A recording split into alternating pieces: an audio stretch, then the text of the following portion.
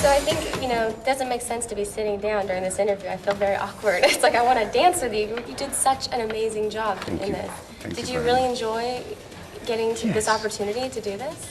Yeah, absolutely. I enjoy very much playing a person like Pierre Dulain, so generous and so altruistic. You know, absolutely, yes. Listen up, everybody. Mr. Dulain here is running your detention, and you will do whatever Mr. Dulain says. So what kind of teacher are you? I teach ballroom dancing. I'm hoping, though, that this will continue, that, the younger generation will do ballroom dancing, because I think it's strict, but it's sensual, and it has so many things. It's beautiful. Yeah. And also I love how, we will, when people see the movie, they'll see the hybrid that's created out of a couple of dance forms. There's a lot of excitement, to come from it.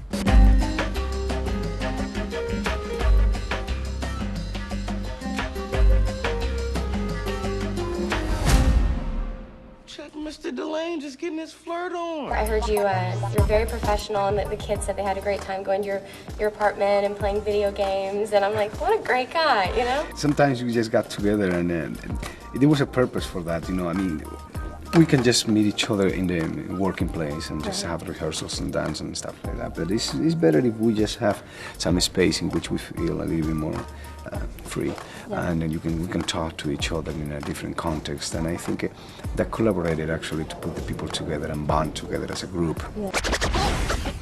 Dance to this. Come on. He thought teaching them would make a difference. Positions, please. Quick. Slow. Hey. So did you learn how to hip-hop? Did the kids teach you? Yes, I can't hip-hop, of course not, but I admire it and respect them so much. And this is what I do with the children, in the actual schools. I don't turn my nose up at hip-hop with them, That's your music, this is today's music, fine, I'll meet you halfway, put it on for 5 minutes at the end of the lesson, let's do a line dance to it. When they meet me here, I'll meet them there. Whoa. What is the name of that move you just did? Ain't got no name. What you looking at is history in the making. Your music with my music. Check this out.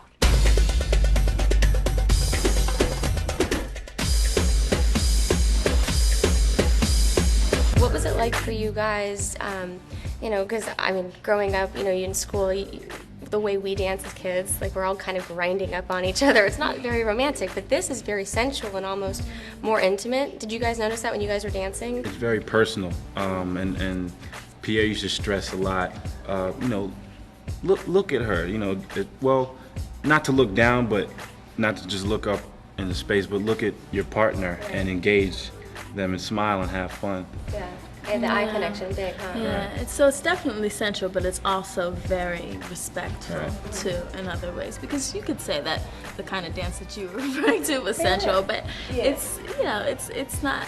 It's just all that vulgarity is just out the window. It's just such a beautiful conversation between two people. You're facing each other. You're talking without words. Why would you encourage kids to start doing this, or telling parents like this is so important for your kids to get involved in the dance? Life is very challenging nowadays, that we forget what it feels like to be good to one another. And ballroom dancing really brings out the good things. When you put a boy and a girl in front of each other, good positive feelings. And then when you move as one, it's an elation that we have. And if we can then capture these feelings and nurture them in the young kids, whether they're 12 years old, 14 or 17-year-old kids. These are the skills that can be transferred into adulthood and remain with them. He started with 8 kids. Now 9,000 kids are dancing in schools in America. There are 34 professors. Probably this is going to jump out of the borders. It's going to go all around the world. But the reflection is that. The reflection is that art can be very useful. Feel the beat.